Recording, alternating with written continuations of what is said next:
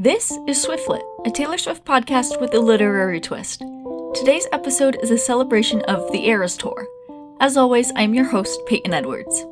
After 149 shows in nearly 2 years, Taylor Swift's The Eras Tour has finally come to a close. Swift took her final bow in Vancouver on December 8th, marking the end of the dominant show. Swift's tour kicked off in Glendale, Arizona on March 18th, 2023.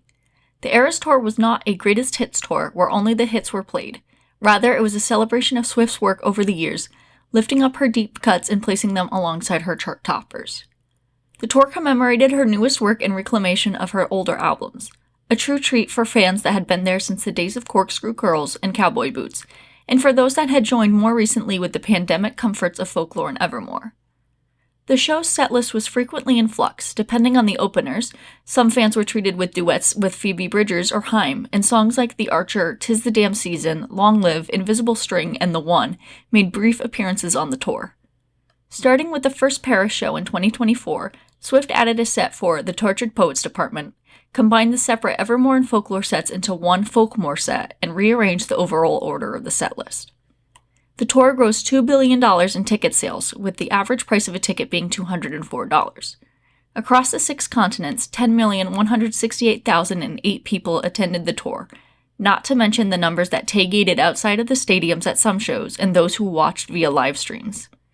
Swift also released the Eras Tour film in October of 2023, giving fans an easier opportunity to see the show without having to battle with Ticketmaster. During the tour, Swift used the stage to announce her re-recordings of Speak Now in 1989 and 2023, and the bonus track variants of The Tortured Poets Department in 2024. Throughout it all, fans kept track of surprise songs, made and traded friendship bracelets, guessed which outfits Swift would wear for the show, and boosted local economies. Some of my favorite memories from the tour were being surprised by the massive set list the morning after opening night, getting to hear one of my mom's favorite Taylor songs as a surprise song together, getting to see the film with friends and making friendship bracelets for them, guessing surprise songs, and celebrating with fans online. Now let's get to some of your favorite Eras Tour moments and memories. Kelsey Maddock on IG wrote, quote, "It was my brother's idea to take our mom to the Eras Tour for Mother's Day in 2023, and somehow I managed to score enough tickets for the 3 of us and my childhood best friend to go to the third night in Philadelphia, which was also actually Mother's Day. As a Swiftie since around 2009, the whole experience was magical.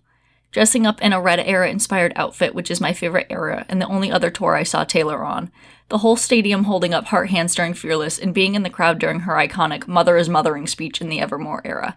But standing with my mom and little brother while hearing The Best Day Live was another level of unbelievably amazing." End quote. Hannah M. shared, quote, "I was super excited to see Phoebe Bridgers as one of my openers. She is one of my favorite artists, and it was so amazing to see her in addition to Taylor's entire set, plus them singing together.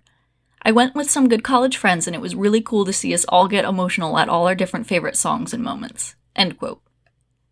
Abby, aka my JLT on Tumblr, sent in, quote, "I was sat next to a girl I didn't know. We were at Kansas City Night 1 where they debuted the I Can See You music video, and when she started playing Long Live during the Speak Now set for the first time, we both started screaming together, telling the other I knew it. After the show ended, she gave me a friendship bracelet. I'm so grateful for that beautiful experience." End quote.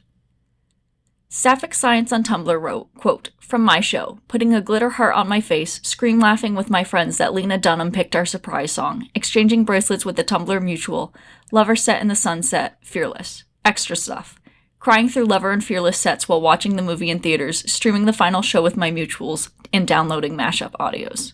Kay, aka Jack Atlas on Tumblr's favorite memory was, quote, "Liverpool Night 2 with my fiancé. Getting to hear This Is What You Came For, Gold Rush, and The Great War You're Losing Me. Every time I turn around and just see them staring at me with all the love in the world." End quote. Awesome Without Me on Tumblr said, quote, "My favorite memory would be Taylor doing the Archer pose during So High School facing my seat and getting Evermore and Peter as a surprise song." End quote.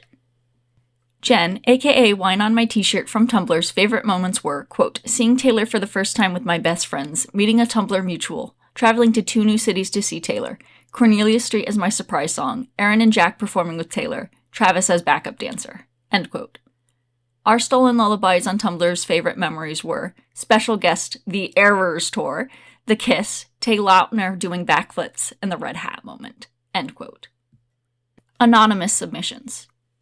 Quote, I took my nieces to a show, and it was so fun to see their reactions and enjoy such a huge moment with them. I went to other shows alone and thoroughly enjoyed myself, but their show was special. We only got tickets late. I had been nagging my dad about how I thought they should go and was keeping an eye on tickets and paid way more than I would have initially ever considered. But I'm so glad we managed to make it work. It was one of the last big gestures my mom was able to make for the girls, and it meant a lot to her and me that she was part of something that made them so happy. End quote. Quote, everything about opening night because I was there and we had no idea what was coming. End quote. Quote, singing Shade never made anybody less gay during Pride Month, giving my bestie a get it off my desk bracelet while Taylor was singing it, exchanging bracelets with kids, the tram to the stadium packed like sardines with so many different creative costumes and people from all over the world celebrating and singing and sharing stories. The euphoria in the stadium when Taylor started singing Getaway Car as part of our guitar mashup, The All Too Well Confetti. End quote. Quote, went to the movie with my girlfriend and met the nicest girl who we danced with, traded bracelets with, and took photos with after the movie was over. I literally think about her all the time, she was so sweet. Didn't even get her name, but she felt like my best friend. We had left a lot of the bracelets in the car because we were running super late and literally had to race into the theater, so afterward my girlfriend had the idea to get the rest of the bracelets I'd made and trade them with all the people lined up for the next showing of the movie. Then I got an extremely last-minute ticket to Vancouver Night 1 and went all in on my own over to the city right before my 19th birthday.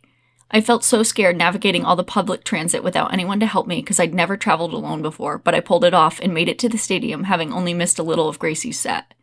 I met so many nice people on the way, traded bracelets with the most adorable 3-year-old boy who literally had hundreds of them. Then the next day I wandered around Vancouver alone, listening to Lover, trying to find all of the special light-up signs the city had put up for the concert. It was so scary to do on my own, but made me realize how much I enjoy my own company and how much fun I can have even without anybody else. I never would have been brave enough to do that if I hadn't been forced to do it for Taylor, so I'm grateful for that memory and the best 19th birthday ever. End quote.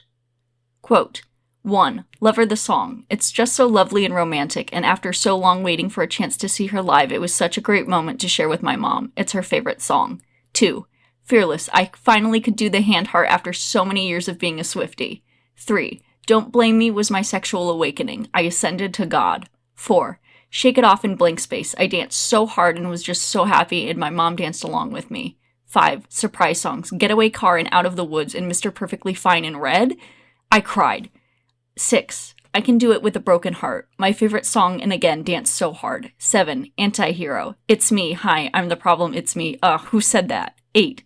The Community. Everyone was so nice with us. They took photos of me and my mom, even with a Polaroid. Traded so many friendship bracelets and even gave us free water.